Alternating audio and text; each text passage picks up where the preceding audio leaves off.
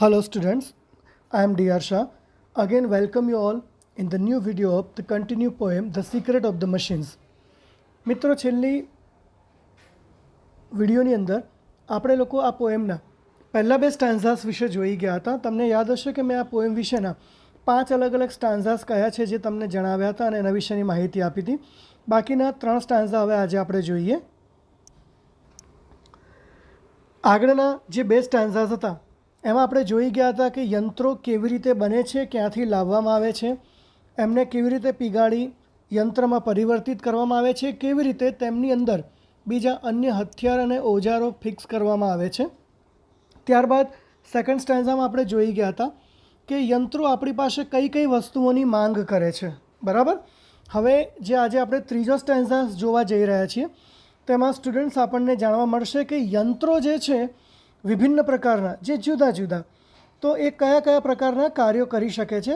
Let see that the how kind of the different machines or the mechanisms gonna do the different kind of the work. So let us check here. એ જોતા પહેલાં આપણે અહીંયા પણ third stanza જે છે એના હાર્ડવર્ડ્સને સૌથી પહેલાં જોઈશું.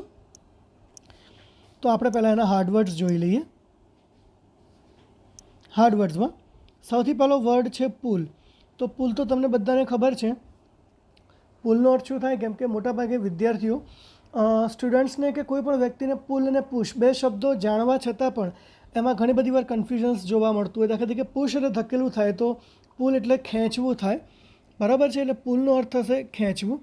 એ જ રીતે બીજો વર્ડ તમારા માટે નવો છે, HAUL, હાઉલ, જેનો ગ્લોસરી પ્રમાણે અર્થ થાય છે ડ્રેગ, ઘસેડવું, કોઈ વસ્તુને દોરી જવું, હાઉલ.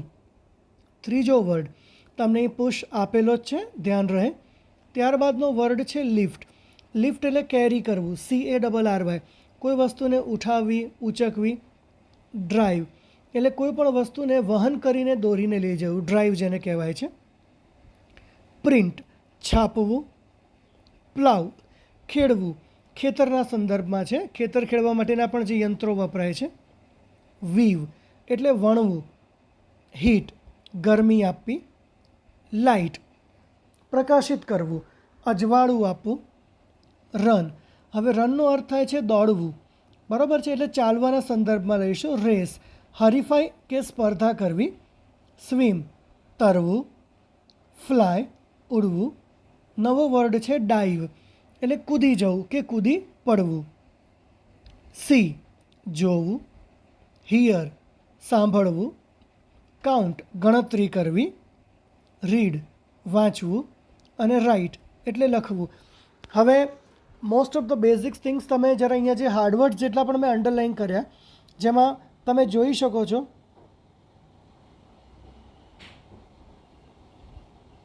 વીસ. ટોટલ સ્ટુડન્ટ્સ અહીંયા 20 હાર્ડવર્ડ્સ મેં અંડરલાઇન કર્યા છે. એટલે 20 અહીં યંત્રો જે અલગ અલગ પ્રકારના છે, કામ કરે છે, તેનું અહીંયા આગળ તમને એક લિસ્ટ આપેલું છે. આના પરથી આપણને ખબર પડે કે કેવા જુદા જુદા પ્રકારના યંત્રો શું કામ કરી શકે છે. અહીં યંત્રોના નામ નથી આપેલા, પરંતુ જે અલગ અલગ યંત્રો છે એ કઈ અલગ અલગ પ્રવૃત્તિઓ કરી શકે તે આપેલું છે. તો જરા જોઈએ ટ્રાન્સલેશનમાં. જે યંત્રો કહે છે વી કેન પુલ, અમે કોઈ પણ વસ્તુને પુલ, તમને હમણાં જ મેં કીધું પુલનો અર્થ શું થાય છે? ધકેલવું. અમે કોઈ પણ વસ્તુને ધકેલી શકીએ છીએ. એન્ડ હાઉલ એટલે ડ્રેગ, ઘસડી શકીએ છીએ. પુશ ધક્કો મારી શકીએ છીએ. લિફ્ટ ઉચકી શકીએ છીએ. અને ડ્રાઈવ ચલાવી શકીએ છીએ. તો પહેલા સ્ટેન્ઝામાં કહે છે યંત્રો અમે કોઈ પણ વસ્તુને ધકેલવું, ઘસેડવું, ખેંચવું, ઉઠાવવું અને હંકારવું કરી શકીએ છીએ. We can print and plough, અમે છાપી પણ શકીએ છીએ, ખેડી પણ શકીએ છીએ. And weave and heat and light, અને વણી પણ શકીએ છીએ, ગરમી પણ આપી શકીએ છીએ, અને લાઇટ પણ એટલે પ્રકાશ પણ અમે લોકો આપી શકતા હોઈએ છીએ. આ અલગ અલગ પ્રકારના યંત્રોની કામગીરી આપેલી છે. થર્ડમાં we can run and race, અમે દોડી શકીએ છીએ. રેસ સ્પર્ધા કે હરીફાઈ કરી શકીએ છીએ. And swim and fly and dive, અમે લોકો તરી પણ શકીએ છીએ. ફ્લાય ઉડી પણ શકીએ છીએ. અને ડાઈવ કૂદી પણ શકીએ છીએ. લાસ્ટમાં કહે છે we can see and here, અમે જોઈ શકીએ છીએ. હિયર સાંભળી શકીએ છીએ. And count and read and write, અમે ગણતરી પણ કરી શકીએ છીએ, વાંચી પણ શકીએ છીએ અને લખી પણ શકીએ છીએ. તો આગળ જેમ મેં કહ્યું એ પ્રમાણે 20 હાર્ડ વર્ડ્સ છે. એ 20 યંત્રો દ્વારા થતા જુદા જુદા કાર્યો આપેલા છે. all the 20 hard words are here indicating the different works done by the different machines. તો આ સ્ટાન્ઝા પરથી મોસ્ટ પ્રોબેબલી એક જ પ્રશ્ન પૂછી શકાય કે વોટ વર્ક્સ, કયા કાર્યો, આપણે બહુવચનના સંદર્ભમાં લઈએ છીએ, what works can be done by the different machines, વિવિધ યંત્રો દ્વારા કયા કયા કાર્યો થઈ શકતા હોય છે. તો જેમાં આપણે જોઈ ગયા ધકેલવું, ખેંચવું, ઉચકવું, ચલાવવું, ગણવું, દોડવું, હરીફાઈ, સ્પર્ધા વગેરે. તો આ થર્ડ સ્ટાન્ઝા અહીં આપણો પૂરો થાય છે, જેમાંથી આ એક જ પ્રશ્ન મેઇન મળી શકે અને જવાબમાં હા તમારે એ 20 જે ક્રિયાપદો છે એને અલ્પવિરામ આપીને લખવાના રહેશે અને છેલ્લે એન્ડ મૂકવાનું છે.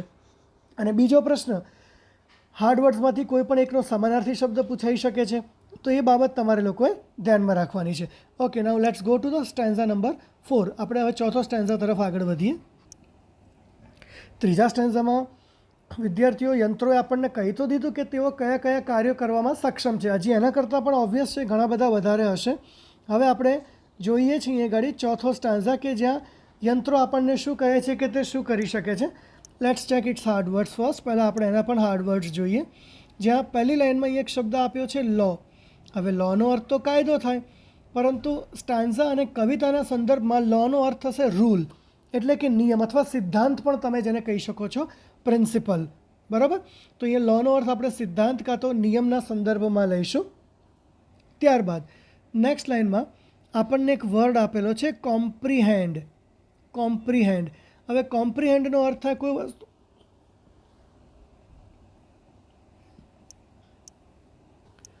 ઓકે. હવે ચોથા સ્ટેન્ઝામાં આપણે પહેલાં વર્ડ્સ એકવાર ફરી જોઈ લઈશું. જેમાં પહેલી લાઇનમાં છે લો, એટલે આમ તો કાયદો થાય, પણ અહીં કવિતાના સંદર્ભમાં એનો અર્થ લઈશું આપણે રૂલ્સ અથવા પ્રિન્સિપલ, નિયમ અથવા તો સિદ્ધાંત. સેકન્ડ લાઇનમાં વર્ડ છે કોમ્પ્રિહેન્ડ. હવે કોમ્પ્રિહેન્ડનો અર્થ થાય છે કોઈ પણ વસ્તુ સાથે સમાધાન કરવું અથવા વળતરયુક્ત કોઈ બાબત સાથે લવાજમ કરવું. હવે લાઈનો અર્થ થાય છે જુઠ્ઠાણું, ખોટું. બરાબર? એટલે અહીંયા આપણે એનો અર્થ લઈશું ચૂક પણ કહી શકાય. ત્યારબાદ નેક્સ્ટ લાઇનમાં શબ્દ આપેલો છે પીટી, PITY, કોઈની ઉપર પણ દયા કે લાચારી ખાવી. ફગીવ એટલે પાર્ડન, કોઈને પણ માફ કરવું. નેક્સ્ટ લાઇનમાં છે સ્લીપ. સ્લીપ એટલે ચૂક, કોઈ ચકમો, આપણાથી કોઈ ભૂલ થાય, શરત ચૂક થતાં તે. અને હેન્ડલિંગ એનો મતલબ કોઈનું નિયંત્રણ કરવું, તે સંદર્ભમાં જોવા મળે છે. એટલે અહીંયા આ સ્ટાન્ઝામાં આપણને 6 હાર્ડવર્ડ્સ જોવા મળે છે. હવે આપણે એના ટ્રાન્સલેશન તરફ વધીએ. આપણે જોઈએ હવે યંત્રો આપણને શું સૂચવે છે. યંત્રો કહે છે, ઉપર કાર્ય જણાવી દીધું કે અમે શું કાર્ય કરી શકીએ છીએ, પણ એક ચેતવણી આપે છે આ ચોથા સ્ટાન્ઝામાં યંત્રો આપણને. But remember please the law by which will live. પણ યાદ રાખજો, મહેરબાની કરીને તે સિદ્ધાંત, તે કાયદો અથવા નિયમ કે જેના પર અમે જીવીએ છીએ, એટલે કે અમે યંત્રો ચાલીએ છીએ.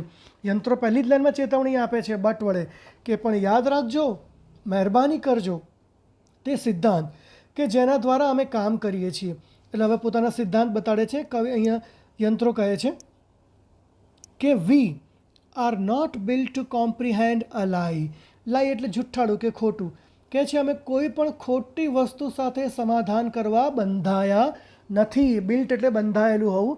યંત્રો પહેલો જ એમનો સિદ્ધાંત જણાવે છે કે યાદ રાખજો, કોઈ પણ ખોટી બાબત સાથે સમાધાન કરવા કે તેને ચલવી લેવા અમે બંધાયા નથી. We can neither love nor pity nor forgive. અમે ના કોઈને પ્રેમ કરી શકીએ છીએ, પીટી ના કોઈની પર દયા ખાઈ શકીએ છીએ, ફોરગીવ કે ના કોઈને માફ કરી શકીએ છીએ. એટલે યંત્રો અહીં પોતાની 3 મર્યાદા પણ બતાડે છે કે અમે ના કોઈને ચાહી શકીએ છીએ, ના કોઈની પર દયા એટલે કે રહેમ કરી શકીએ છીએ, કે ના તો કોઈને માફ કરી શકીએ છીએ. અને કહે છે if you make a slip in handling us, જો તમે અમને નિયંત્રિત કરવામાં સહેજ પણ ચૂક, સ્લીપ સહેજ પણ ચૂક કે ભૂલ કરશો તો યુ ડાઈ, તમે મૃત્યુ પામશો. એટલે યંત્ર આપણને ચેતવે છે, એમની મર્યાદા બતાડે છે. યંત્રો શું કહે છે? એક સિદ્ધાંત છે અમારા યંત્રોનો કે અમે કોઈ પણ ખોટી વસ્તુ સાથે સમાધાન નથી કરતા, ના કોઈને ચાહી, ના કોઈને માફ કરી કે ના કોઈની પર રહમ કરી શકીએ છીએ. જો તમે અમને નિયંત્રિત કરવામાં કોઈ પણ ભૂલ કરશો તો તમે મૃત્યુ પામશો. તો અહીં યંત્રો આપણને એમના પોતાના સિદ્ધાંત વિશેની વાત કરે છે. તો અહીં પણ આપણા માટે એક પ્રશ્ન બની શકે છે કે યંત્રો કયા સિદ્ધાંત પર ચાલે છે. બરાબર છે. તો on what principle do the machines live? યંત્રો કયા સિદ્ધાંત પર જીવે છે કે કાર્ય કરે છે?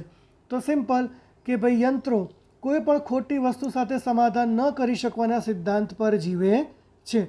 પછીનો બીજો પ્રશ્ન કે યંત્રો આપણને શું ચેતવણી આપે છે? કે વોટ ડુ ધ મશીન્સ વોર્નસ? યંત્રો આપણને શું સૂચવે છે અથવા શું ચેતવણી આપે છે કે ભાઈ જો તમે એમને નિયંત્રિત કરવામાં કોઈ પણ ચૂક કરશો તો મૃત્યુ પામશો. તો the machines warns if we make a slip in handling them, we shall die. આપણે મૃત્યુ પામીશું. પછીનો પ્રશ્ન ત્રીજો મળે છે અહીંયા, what the machines can't do અથવા what can't the machines do? યંત્રો શું નથી કરી શકતા? તો યંત્રો ના કોઈને પ્રેમ કરી શકે છે, ના કોઈની પર રહમ કરી શકે છે, કે ના તો કોઈને માફ કરી શકે છે. અને એ ઉપરાંત ચોથો પ્રશ્ન જો પૂછવો હોય તો અહીં ફરી આપેલા હાર્ડ વર્ડ્સના સિમિલર વર્ડ્સ તમને પૂછાઈ શકે છે. આઈ હોપ કે આ 4 સ્ટાન્ઝા પણ તમને ખૂબ સરસ ખબર પડી છે. હવે લાસ્ટ છેલ્લો અને ફાઇનલ સ્ટાન્ઝા આપણે જોઈએ. ઓકે સ્ટુડન્ટ્સ, હવે લાસ્ટ છેલ્લો અને 5મો સ્ટેન્ઝા આપણા માટે આ પોએમનો. Let S C. પહેલાં આપણે એના પણ અહીંયા હાર્ડ વર્ડ્સ જોઈ લઈએ જે જરૂરી છે આપણા માટે. જ્યાં પહેલી લાઇનમાં યંત્રો કહે છે સ્મોક. સ્મોક એટલે વિદ્યાર્થી મિત્રો થશે ધુમાડો. અહીંયા આપણે પ્રદૂષણના સંદર્ભમાં પણ લઈ શકીશું કે વાયુનો ગોટાળો જે ધુમાડા પ્રદૂષણના કારણે થાય છે તેની વાત થયેલી છે. પછીનો વર્ડ આપેલો છે હેવન. હેવનનો અર્થ થાય છે સ્વર્ગ, જેને આપણે અંગ્રેજીમાં પેરેડાઇઝ પણ કહીએ છીએ. PARADISE, પેરેડાઇઝ, સ્વર્ગ. નેક્સ્ટ લાઇનમાં વર્ડ આપેલો છે વેનિશ. હવે વેનિશનો અર્થ થાય છે ટુ ડિસઅપિયર, અદૃશ્ય થઈ જવું, ગાયબ થઈ જવું. ત્યારબાદ શાઇન, ચળકવું કે ચમકવું. ત્યાર પછીના લાઇનમાં છે વેઇટ, કદ, વેઇટ એટલે વજન, અને સાઇઝનો અર્થ થશે કદ. અને આ રીતે આ સ્ટેન્ઝાની અંદર પણ અહીંયા 6 હાર્ડ વર્ડ્સ મળે છે. હવે છેલ્લો સ્ટેન્ઝા અગત્યનો છે જ્યાં યંત્રો આપણને ફરી એક બાબત કહે છે અને શું કહે છે આપણને આપણી જવાબદારી યાદ અપાવે છે. જોઈએ હવે સ્ટેન્ઝામાં યંત્રો શું કહે છે આપણને. જ્યાં કહે છે યંત્રો, ઉપરના ચોથા સ્ટેન્ઝામાં જોઈ ગયા કે યંત્રો આપણને કેવો એમનો સિદ્ધાંત કહે છે જે આપણે સમજવાનો અને ધ્યાનમાં લેવાનો છે. લાસ્ટ સ્ટેન્ઝામાં જોઈએ જ્યાં યંત્રો કહે છે though our smoke may hide the heavens from your eyes. યંત્રો કહે છે કે તમારી આંખો સમક્ષ રહેલું જે સ્વર્ગ છે, માનીએ છીએ કે અમારામાંથી ઉત્પન્ન થતું પ્રદૂષણરૂપી ધુમાડો કે વાયુના ગોટા તેને તમારી આંખો સમક્ષથી ઓઝલ કરી નાખે છે, છુપાવી દે છે, સંતાડી દે છે.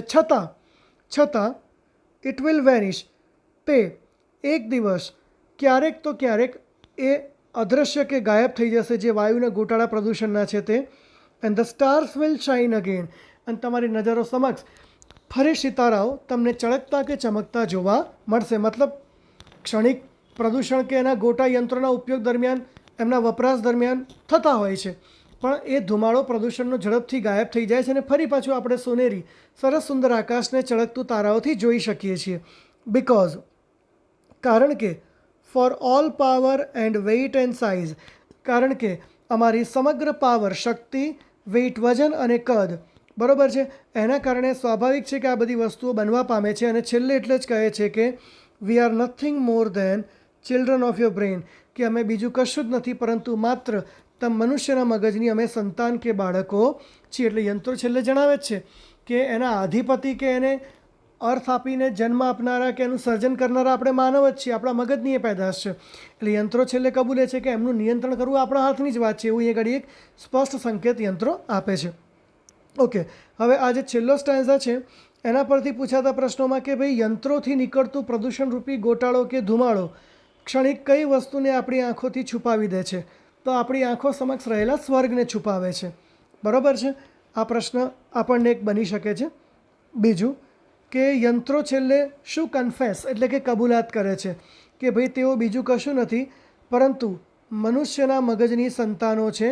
બસ એટલું જ તેઓ તે યંત્રો કબૂલ કરે છે. અને ફરી આ કવિતાના અંતમાં જે ત્રીજો પ્રશ્ન પૂછી શકાય તો એ છે ફરી એમાંથી પૂછાતા હાર્ડ વર્ડ્સના સમાનાર્થી. So I hope that you have gone through this poem very well. અને આ પોએમનો સ્ટાન્ઝાનો વારંવાર અભ્યાસ કરજો. તમારા માટે આ ફર્સ્ટ પોએમ છે અને આ પોએમ પરથી સ્ટાન્ઝાના જે પ્રશ્નો પૂછાય છે એની પ્રેક્ટિસ પણ વારંવાર કરવી જરૂરી છે. Thank you.